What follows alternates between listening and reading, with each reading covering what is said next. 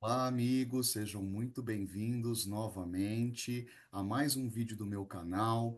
Meu nome é Bruno Rossini, sou médico otorrinolaringologista da Clínica Otto One, aqui de São Paulo, e venho gravando uma série de vídeos com convidados especiais, com amigos que estão nos ajudando a desvendar os mistérios da otorrinolaringologia, associada a outras especialidades médicas, né? O corpo humano é uma coisa só, é uma coisa única, não tem como a gente separar uma parte da outra, né? Então, entender, conversar, trocar ideia com amigos de outras especialidades é muito interessante para que a gente consiga, inclusive, dar uma assistência melhor para os nossos pacientes. E hoje eu tenho a grande honra de convidar uma amiga muito querida, uma parceira que já me ajudou com diversos pacientes, a doutora Roberta Fittipaldi, que é médica pneumologista, e nós vamos conversar sobre as relações entre sinusite, a rinite, asma e refluxo gastroesofágico. Parece que são coisas bastante distintas, mas vocês vão ver que estão bastante interligadas. Doutora Roberta, seja muito bem-vinda. Muito obrigado pela presença, pela disponibilidade do tempo. E eu gostaria que você se apresentasse para os nossos espectadores, contasse sobre sua formação e onde é o seu consultório também, por favor. Muito bem. Obrigada, Bruno. É um prazer poder participar do seu podcast. Desejo muito sucesso para o canal e muito legal a iniciativa de fazer esse compilado de especialidades, juntar as especialidades para a gente agregar conhecimento e trazer mais saúde para os pacientes. Bom, como o Bruno falou, meu nome é Roberta Fittipaldi, eu sou pneumologista de formação, também sou intensivista. Fiz Uhum, faculdade no Rio de Janeiro, na Universidade Gama Filho. Segui fazendo residência em clínica médica no Hospital da Universidade do Estado do Rio de Janeiro. Depois, fiz pneumologia na Universidade Federal do Rio de Janeiro. uhum, Fiz também minha pós-graduação pela Sociedade Brasileira de Terapia Intensiva em uhum, terapia intensiva. E aí uhum, eu vim para São Paulo. Aí vim para São Paulo depois já de 7 anos de atuação como profissional, tanto no consultório como em UTI.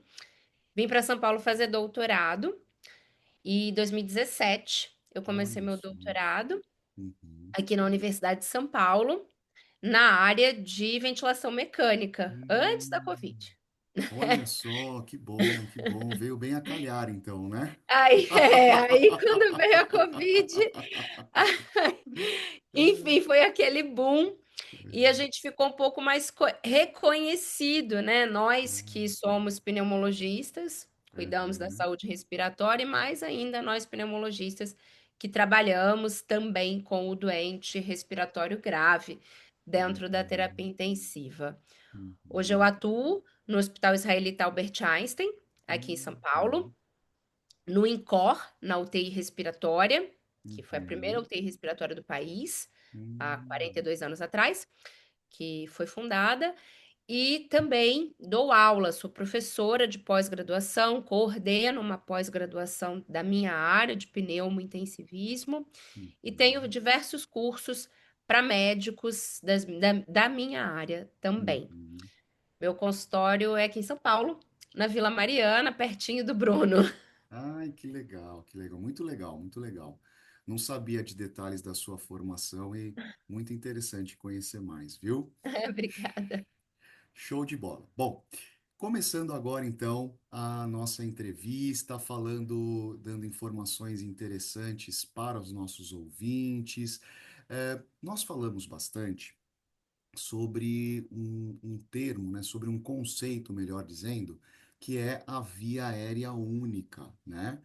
E eu queria que você falasse um pouquinho o que é isso, né? Como a via aérea começa no nariz e vai até lá no final do pulmão, lá nos alvéolos, né? Que são as unidades menores ali onde a gente troca, faz as trocas gasosas, né? Queria que você comentasse um pouquinho da importância desse conceito da gente entender o que que é essa via aérea única e também como problemas como o refluxo gastroesofágico podem, influenciar na saúde dessa via aérea única. Doutora Roberta, explica para a gente, por favor. Muito bem, Bruno. Bom, mas é justamente isso. O conceito de via aérea, de trato respiratório, é dividido em trato respiratório superior e inferior. Então, superior, ele inicia no nariz e vai até a entrada da via aérea, que é o otorrino que vê, né, no Uhum, seu exame de videolaringoscopia. Após a entrada dessa via aérea, então passou a garganta para baixo, é do pneumologista. sim. A gente vai ter as nossas vias aéreas, grandes vias aéreas, até a gente chegar nas pequenas vias aéreas que se ramificam nos alvéolos, que, como o Bruno falou, é Uhum, onde a gente troca. O conceito de via aérea única é para que a gente entenda que se tem inflamação em algum ponto desse caminho, desde o nariz até lá o pulmão, pode ter inflamação no todo dessa via uhum, aérea. Então, a ideia é que se eu tenho uma doença pulmonar, ela não necessariamente se restringe ao pulmão. Ela uhum, pode acometer, por exemplo, toda essa via. E o uhum, contrário é verdadeiro. Se eu tenho uma doença nasal, por uhum, exemplo, uma rinite crônica, essa doença, ela não necessariamente se restringe ao nariz, podendo se estender para as nossas vias aéreas intratorácicas, ou seja, dentro da caixa do tórax. uhum, E o conceito de estar associado ao refluxo é porque a entrada da via aérea, né, a nossa garganta, a traqueia, ela está em íntimo contato com o esôfago, que é a uhum, nossa estrutura de deglutição, de alimentação, que é por onde o alimento vai entrar efetivamente. Então, nós temos um contato íntimo entre a via aérea e o início da nossa via digestiva. E uhum, qualquer inflamação nessa via digestiva, por exemplo, as esofagites, as gastrites, a doença do uhum, refluxo, ela pode se estender para as nossas vias aéreas, uhum. tanto para cima como para baixo. Sim, sim. Essa é a É, ideia de que o refluxo ele possa aí estar piorando uma doença nasal uhum. ou uma doença respiratória, como por exemplo a asma. Sim, é muito interessante quando a gente fala sobre as manifestações extraesofágicas, né, do refluxo, que pouquíssima gente conhece, né? É muito comum no meu consultório eu atender pacientes com tosse crônica, com sensação de gotejamento posterior, que tem praticamente os pacientes têm certeza que o problema é um problema de uma sinusite ou um problema pulmonar e quando a gente vai ver é o refluxo ali irritando a via aérea e causando pigarro, tosse, gotejamento posterior, dor de garganta, é muito comum. E explica um pouquinho melhor essa questão. Por exemplo, do ponto de vista otorrinolaringológico, o refluxo causa, então, um pigarro, por exemplo. Mas a gente sabe também que o paciente pode microaspirar pequenas porções de ácido, pequenas quantidades de ácido, né? Resultantes do refluxo. O que que isso causa, por exemplo, num quadro de asma? Perfeito. Então, o refluxo, como o doutor Bruno disse, ele tem manifestações, né, gástricas, e aí o paciente sente aquela azia, queimação, às vezes, né, nessa região do tórax, mas pode se manifestar somente com uma tosse. Uhum. E essa tosse, eu tô com tosse porque eu tô com sinusite, Ah, e o é, Bruno se, sabe disso. nós conversamos sobre isso antes, né? Mas Pois tá é, melhorando, né? tá melhorando. Pronto, Tá então tá bom. melhorando. Uhum, Bom, e esse refluxo, né? Refluxo é o quê? O retorno desse conteúdo ácido que o nosso estômago produz. esse refluxo pode gerar esse pigarro do paciente, até às vezes em coordenação, né, do paciente. A tosse é um mecanismo de defesa. Então Uhum, a gente tosse no sentido de tentar jogar para fora aquele conteúdo uhum, ácido, no uhum. caso do refluxo. Mas às vezes ele tem uma incoordenação, né, da própria inflamação que fica nessa região e o Prejudica esse paciente reflexo, acaba né? aspirando. E Uhum, aí ele uhum, aspira. No que ele aspira, esse conteúdo ele irrita a via aérea uhum, e ele causa, nos pacientes asmáticos, por exemplo, desencadeia as crises de asma. Então, o uhum, paciente tem ali o chiado no peito, a sensação do peito apertar, a própria falta uhum, de ar. E em casos mais uhum. graves, né, Bruno, de aspirações recorrentes desse conteúdo ácido, o paciente pode vir a ter até pneumonia. Sim, a gente vê em idosos, né? Isso é mais, né, comum em idosos, eu acho, né? Na minha experiência, Sim, pelo menos. Uhum, comum em uhum, idosos. Eu tive um paciente mais jovem, é mais raro, mas enfim, eu tive um paciente mais jovem que tinha um refluxo super grave, e uhum. ele, numa dessas, né, de sentir o conteúdo voltar, ele não teve o controle de defesa e acabou se engasgando Olha com só. esse conteúdo e teve pneumonia, porque o conteúdo do estômago acabou indo para a via aérea, aonde não era Hum, para ir, e fez pneumonia. Chegou ao nossa. pulmão e fez pneumonia. Uhum, uhum. Poxa, impressionante. Legal, muito bom. E agora vamos falar um pouquinho da relação sobre isso, da relação da sinusite crônica, né? Uma coisa que eu vejo no consultório diariamente, com quadros de asma de difícil controle, né? A gente sabe que tem pacientes que fazem o tratamento da asma, o tratamento pulmonar direitinho, mas mesmo assim tem dificuldade de controlar essa asma. E a gente sabe também que a sinusite, por promover ali esse gotejamento, né, a secreção escorre para trás, cai na garganta e pode cair tanto na laringe quanto no pulmão, também pode ter um papel aí para piorar os quadros de asma, né? Como que você enxerga isso como pneumologista? Como você suspeita que a sinusite crônica está dificultando o controle da asma dos seus pacientes? Muito bem. Então, a asma não é uma doença que é restrita às nossas vias aéreas intratorácicas, né, de dentro do tórax. Hum, Ela é uma doença que pega toda a via aérea. Então, o hum, doente asmático, a gente costuma dizer que ele tem a tríade do asmático, que é a rinite, a inflamação hum, nasal crônica, a dermatite, que é aquela inflamação na pele, coceira, eczema, e a própria asma em si. E esses três polos, né, Bruno, eles vão meio que se alternando no paciente ao longo da vida. Então, às vezes, o paciente na infância ele tem uma manifestação mais alérgica de sim, eczema.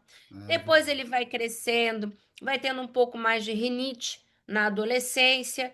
E, por Uhum, exemplo, na idade mais adulta, mais idoso, pode ter uma manifestação de asma, algo assim mais preponderante.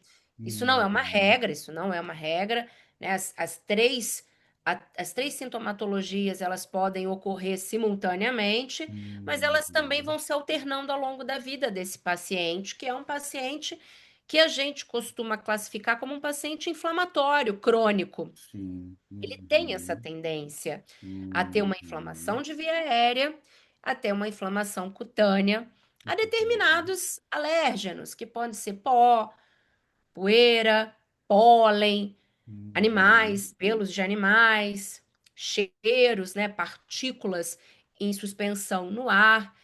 E é muito interessante que nós, como pneumologistas, nós precisamos avaliar não só o pulmão do meu doente, a via aérea do meu doente, mas também os seios da face. uhum. Porque, como você disse, Bruno, se eu tenho secreção nessa região, quando eu deito, o que que vai acontecer? A Vai secreção escorrer, vai né? começar a escorrer. Uhum, E no que uhum, ela escorre, ela vai para a via respiratória, uhum, irrita, inflama mais ainda e uhum, vai ser um fator que vai desencadear as crises de asma. Então, uhum, não adianta o paciente fazer só a bombinha na via inalatória oral se a gente uhum, não está tratando o nariz sim, desse paciente. uhum, Então, essa correlação é muito importante e foi bem legal você falar isso, Bruno, porque hoje, para a gente classificar um paciente como asma de difícil controle, nós temos obrigatoriamente que procurar essas doenças associadas, que o são refluxo e a refluxo sinusite.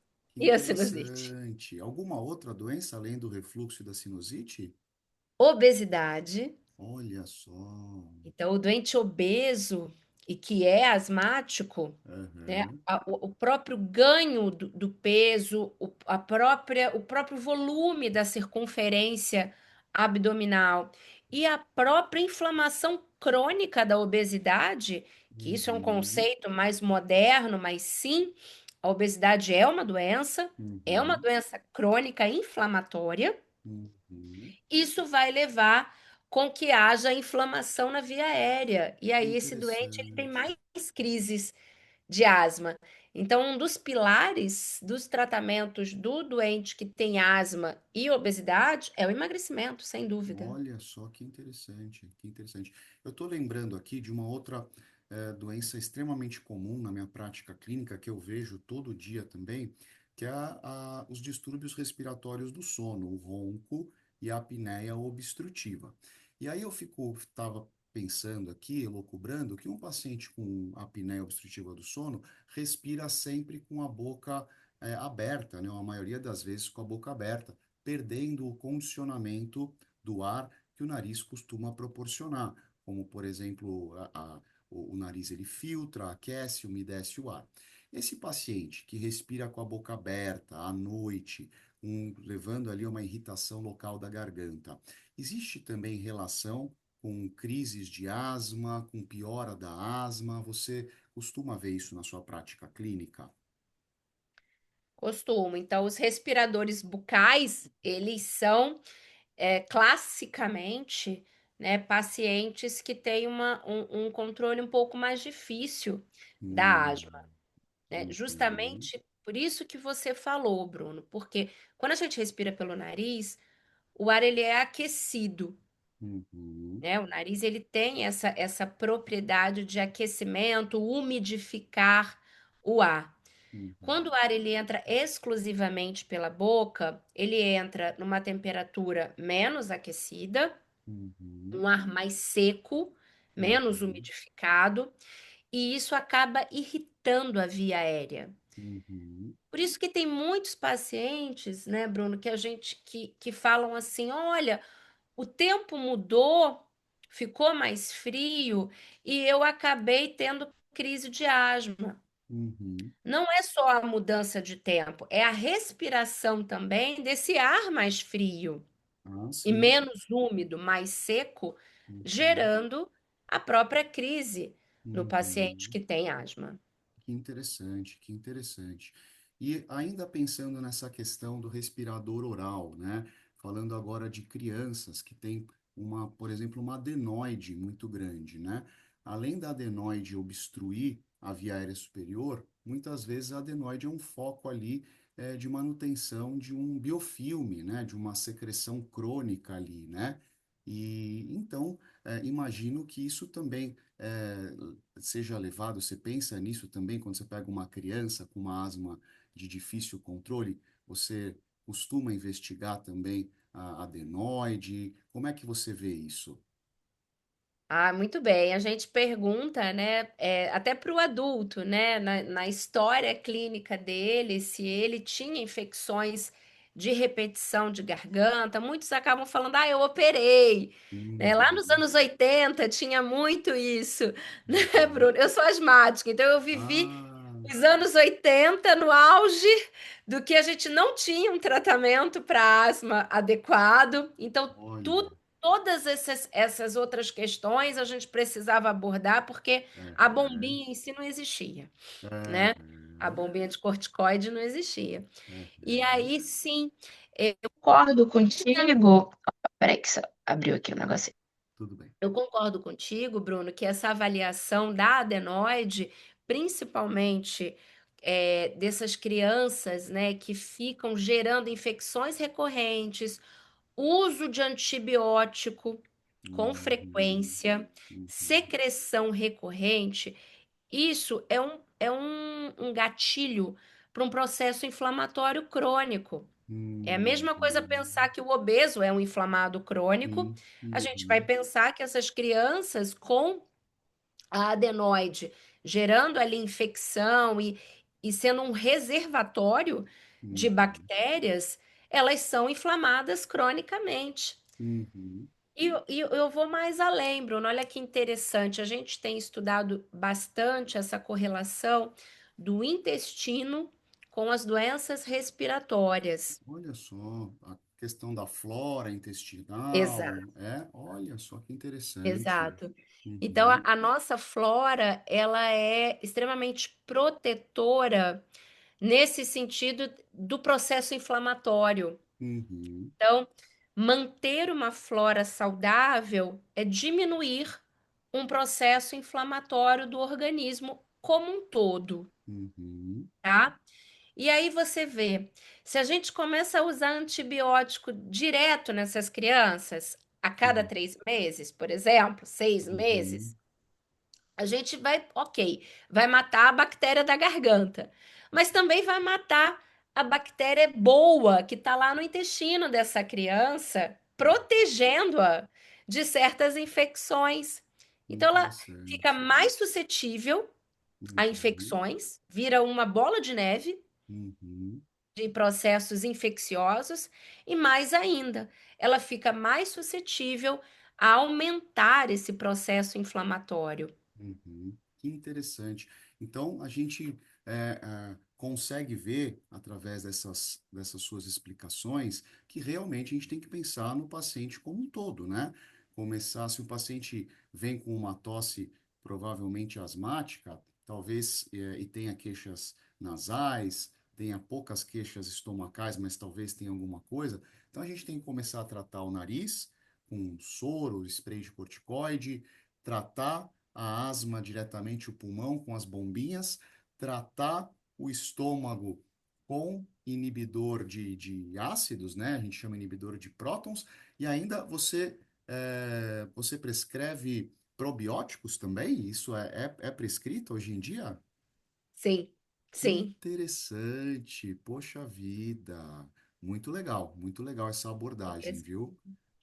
Tem uns Fantástico. exames novos, Brunos, e muito interessantes, né, que a gente avalia num exame de uma amostra pequena de fezes desse paciente, a gente avalia se ele tem a flora bacteriana adequada. Então, se ele Uhum, está em equilíbrio, né? Porque a gente tem bactérias boas e ruins no uhum, intestino. E com esse exame, a gente vê se a gente está com as bactérias boas, ok. Porque uhum, se não tiver, eu consigo prescrever um probiótico com aquelas determinadas bactérias boas que está faltando para ele. uhum. Então, Muito a medicina interessante tem avançado muito nesse nesse sentido sentido. de Uhum, imunologia, genômica e o, uhum, o próprio processo inflamatório em geral tem uhum. avançado muito. Que legal, show de Muito bola. legal.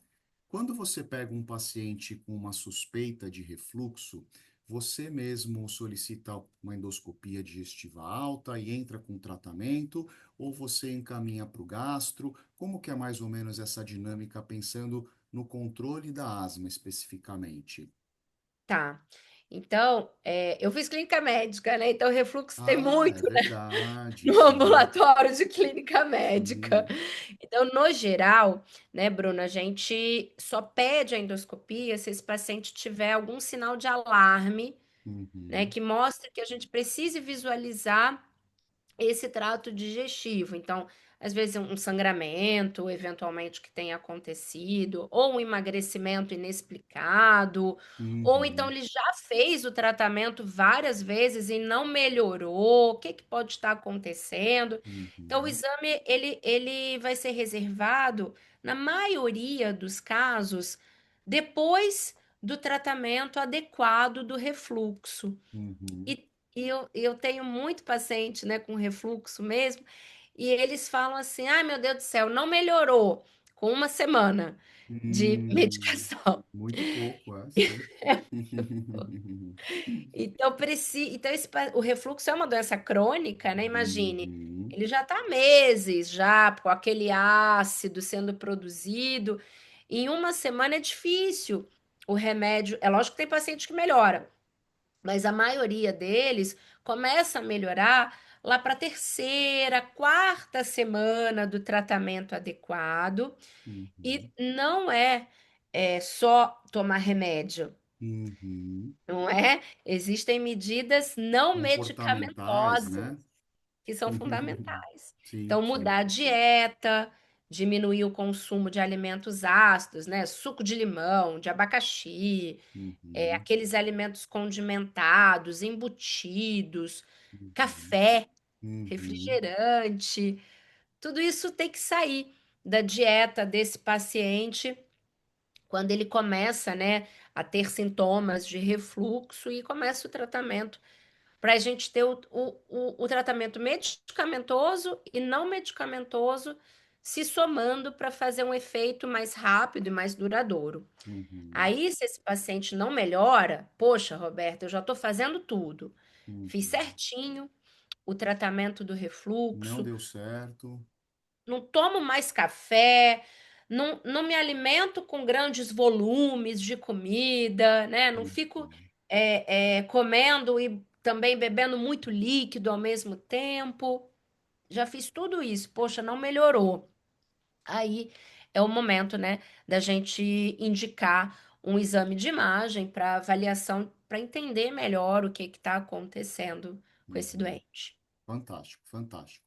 E na sua experiência, mais ou menos, qual que é a porcentagem de tomografia de seios da face ou seios paranasais que você costuma pedir para os seus pacientes? Sei lá, só para eu ter uma ideia de como é que funciona na sua prática diária. Tá. Bom, o serviço público é diferente do privado, né, Ah, é nesse verdade. sentido. A gente A tem gente tem um limitações, né? acesso melhor no serviço privado. Assim, Bruno, como a rinocinusite crônica com a polipose nasal, ela está muito associada a asmas de difícil controle, como você Uhum, falou. Então, se é aquele paciente que vem ao meu consultório e ele tem rinocinusite crônica, a gente faz inicialmente um tratamento de 4 semanas, ele volta no retorno e ele ainda não melhorou, ou ainda está sentindo que está tendo crise de asma, aí eu peço um exame de imagem, uhum, legal. tá? Uhum, Então, assim, de cara em si, como um screening geral, eu não peço, uhum. Até porque é tá? É radiação, né? A gente tem que radiação, evitar. Uhum, exato. É radiação. A gente sabe que esse paciente, a maioria das tomografias, ela vai vir com o espessamento, né, uhum, da mucosa, então não é nada muito grave. Então, o uhum, doente que responde bem a esse tratamento inalatório desculpa, da rinite, é uhum. um doente que a gente sabe que, se pedir uma tomografia, vai vir praticamente normal, Ah, uhum, né? Agora, uhum. é aquele doente que, poxa, tô usando. Doutora, eu usei 2 vezes antibiótico esse ano Para sinusite, né? para Uhum, sinusite. Eu tenho bastante secreção. Eu sinto a secreção de escorrer do nariz para a garganta. Opa, vamos investigar? Vamos ver se não tem algo a mais? Eu te mandei uma uhum. doente assim hoje, lá do Ah, consultório. olha só, que bom. Eu vou ver direitinho, depois eu vou te falar. Eu mandei uma doente hoje. Uhum. Então, com essa recorrência de sintomas, e realmente ela tem múltiplas alterações na Uhum. tomografia E aí, o especialista, por exemplo, o otorrino, como especialista, é fundamental até para orientar esse doente no sentido de que, poxa, talvez seja a hora de fazer um procedimento Sim, já que o tratamento cirúrgico. clínico não foi suficiente, né? A gente é Pois é. sempre essa lógica, né? A gente sempre tenta o tratamento clínico maximizado, né? E aí, se não der certo, a gente pode propor a cirurgia, que a cirurgia, eu sempre explico para os pacientes que ela não tira, né, exatamente a inflamação crônica, mas a gente consegue reduzir os pólipos, a gente consegue abrir todos os seios da face, de forma que os seios sejam mais ventilados, acumulem menos secreção, e também para quando os pacientes forem fazer as lavagens, né, que a gente utiliza muitas vezes lavagem não só com soro, mas também com corticoide, por exemplo, que é um anti-inflamatório, para que essas substâncias cheguem lá dentro dos seios e façam essa limpeza, né? E isso sim costuma, de forma geral, ajudar muito no controle das sinusites crônicas e aí, por tabela, ajuda a controlar a asma também, né? É isso que se observa? Sim, com certeza. Com certeza, Bruno. Então, essa dobradinha, né, com o otorrino, o asmático com o otorrino, é importantíssima. E a gente está vivendo uma era nova, né? Nós estamos tendo novas medicações no mercado que são os imunobiológicos, Verdade. que são reservados hoje justamente Uhum. para esses pacientes aonde você já fez de tudo. No geral, Uhum. né? Tratamento clínico, já fez mudança de estilo de vida, já emagreceu, né? O paciente que Uhum. estava acima do peso, já tratou o refluxo, mas ele, por si só, ele tem um polo asmático, um polo inflamatório mais grave, que aí sim caracterizando uma asma de mais difícil controle, inclusive associadas a pólipos Uhum. nasais, associadas a doenças nasais também de difícil controle. E aí é esse momento aonde tanto o otorrino como o pneumologista precisam conversar para a avaliação dos imunobiológicos, que tem sido um Uhum. grande divisor de águas nesses doentes respiratórios. Tem ajudado bastante mesmo, que antes a gente ficava com mãos atadas, né? E agora a gente tem mais essa possibilidade que nos ajuda demais em casos selecionados, né? Com o advento ainda da inteligência artificial, tive uma conversa recente sobre isso com alguns colegas. Existem várias startups produzindo moléculas novas com inteligência artificial. Então é capaz que em breve a gente tenha mais ainda novidades para combate a essas inflamações crônicas, como a rinocinusite crônica, e cada vez, né, seja menos necessário a abordagem cirúrgica. É isso que a gente espera aí, talvez a médio prazo, né? Doutora Perfeito. Roberta, a nossa conversa está fantástica. Eu ficaria horas aqui conversando com você, mas a gente está chegando ao fim da nossa entrevista e eu gostaria de te pedir para você deixar uma mensagem final. Todos os contatos, endereços da doutora Roberta estarão na descrição do vídeo. Tanto eu quanto ela estamos à disposição para tirar eventuais dúvidas e agendar atendimentos, caso seja necessário, né? E, doutora Roberta, por favor, pode dar o seu recado final para o nosso público. Bom, Bruno, mais uma vez, obrigada pelo convite, obrigada a você que está aí assistindo o nosso podcast. Espero ter sido de grande utilidade. E o meu recado final é: não tenha medo de ter asma.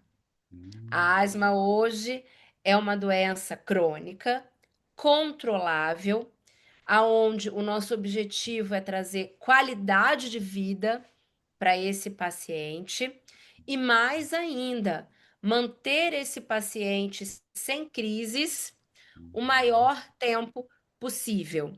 Não esqueçam, eu sou uma asmática, fui uma asmática grave. Vivi essa transição de medicações dos anos 80, 90 até hoje. na era dos imunobiológicos. E veja, a minha asma está controlada, não precisa ter medo de usar a medicação. A medicação ela é segura, ela já está muito bem estabelecida há anos de estudos nos pacientes e vá ao pneumologista de coração aberto. A gente Uhum. trata doenças graves, sim, eu sei que ir ao pneumologista dá medo, mas a gente tem muito a oferecer para a saúde respiratória e para a qualidade de vida de vocês que têm doença respiratória e de quem vocês conhecem. Fantástico, muito bom. Obrigada, Adorei, adorei. obrigada. Doutora Roberta, então um beijo grande, obrigado Um beijo. novamente, adorei. E nós vamos conversando e vocês, meus amigos, também contem conosco, viu? Muito Tchau, doutora obrigada, Roberta. Bruno. Tchau, Um pessoal. abraço. Até Tchau, mais. tchau. Abraço. Tchau, tchau. Até.